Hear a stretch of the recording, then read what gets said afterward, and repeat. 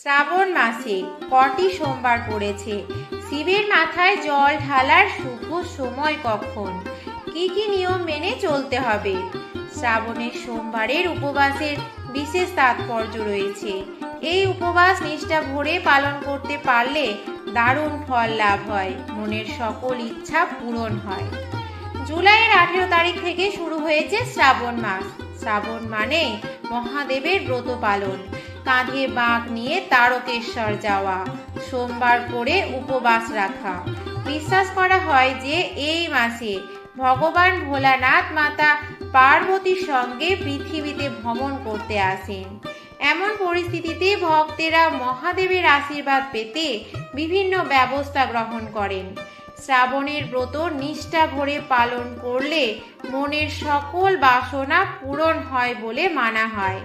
মনের শুদ্ধিকরণ ঘটাতেও কার্যকরী এই ব্রত।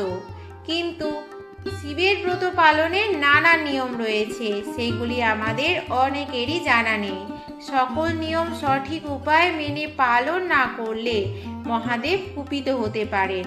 এবছর শ্রাবণ মাসে কটি সোমবার রয়েছে এবং ইংরেজি মাস অনুযায়ী সেগুলি কবে পড়েছে চলুন দেখে নিই।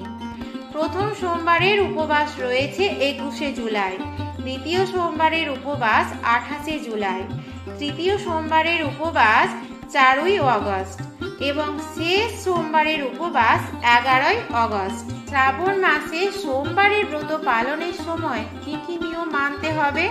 প্রথমত ভোরবেলা ঘুম থেকে উঠতে হবে, তারপর স্নান করে শুদ্ধ বস্ত্র পরিধান করতে হবে। ঘুম থেকে ওঠার পর বেশিক্ষণ আগের দিনে জামা কাপড় অর্থাৎ বাসি জামা পরে থাকা যাবে না। দ্বিতীয়ত উপবাস যারা করেন এবং বাকিরাও এই দিন নখ ও চুল কাটা এড়িয়ে চলবেন। শ্রাবণ মাস জুড়ে সোমবার দিন কোনো খোর কার্য করবেন না। তৃতীয়ত অনেকেই উপবাস রেখে দুপুরবেলা বা সকালবেলা গিয়ে বাবার মাথায় জল ঢেলে আসেন, কিন্তু সন্ধ্যাবেলা শিবের পুজো করার জন্য আদর্শ। সন্ধ্যাবেলা জল ঢালার পর বাতি জ্বালাতে হবে, তারপর মুখে জল দিয়ে উপবাস ভাঙতে হবে। শিবের অভিষেক করতে পারলে খুব ভালো ফল পাওয়া যায়। চতুর্থত উপবাস ভাঙলেও আমিষ আহার গ্রহণ করা যাবে না। চালে তৈরি কোনো খাবারও খাওয়া যাবে না। দুধ, সাবু, ফল, মিষ্টি, খই, বাতাসা প্রভৃতি খাওয়া যেতে পারে। পঞ্চমত এই দিন কোনো মতে কারোর সঙ্গে প্রতারণা করা যাবে না। মিথ্যা কথা বলা থেকে বিরত থাকতে হবে। কারোর সমালোচনা করা চলবে না। দান করতে পারলে খুব ভালো হয়।